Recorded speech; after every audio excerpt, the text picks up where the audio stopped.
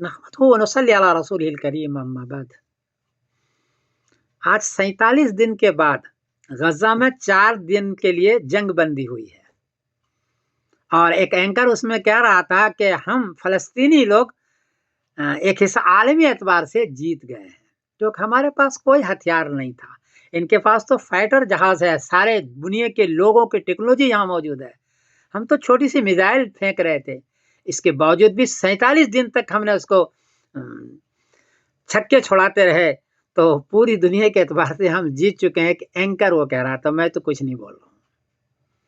दूसरा एक है ऐमन अजाम, टीवी का एंकर, आलामी टीवी का एंकर है। उसने एक फलस्तीनी से पूछा जो शिमाली गजा में, साबिर उसका नाम था, कि अगर आपको पासपोर्ट दिया जाए और दूसरे मुल्कों में अमन के साथ आपको और आपके बच्चों को रखा जाए तो मिस्र में या कहीं यूरोप में तो आप जाएंगे? उसने कहा कि नहीं।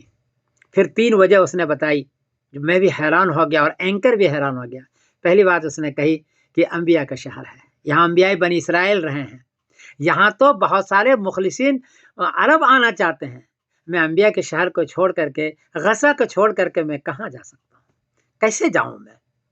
दूसरी बात ये कही कि हमारे जिम्मे मस्जिद अक्सा की हिफाजत है। मस्जिद अक्सा की हिफाजत को छोड़ करके मैं कहीं और चला जाऊँ, मेरी माँ, मेरे बच्चे, मेरी बीवी, मैं खुद कुर्बान हो जाऊं, मस्जिद अक्सा की हिफाजत को मैं नहीं छोड़ सकता। ये दूसरी बात उसने कही।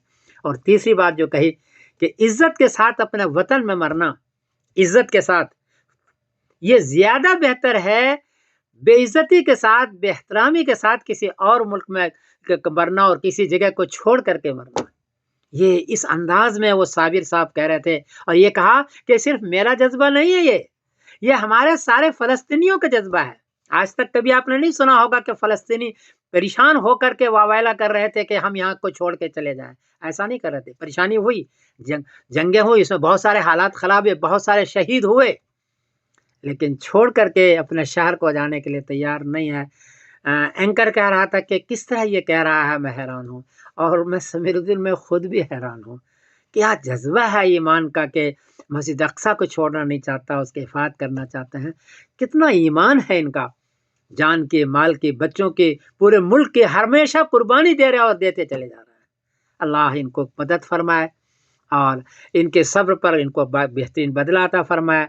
और मैं फिर अपने तौर पर भी इन फलस्तीनी हजरात को मुबारकबाद दे रहा हूँ। अल्लाह इनको जज़ा खैर अता फरमाए। मैं समीरुद्दीन कासिम बोल रहा हूँ, मैनचेस्टर, इंग्लैंड से। अस्सलाम वालेकुम व रहमतुल्लाहि व बरकातहू।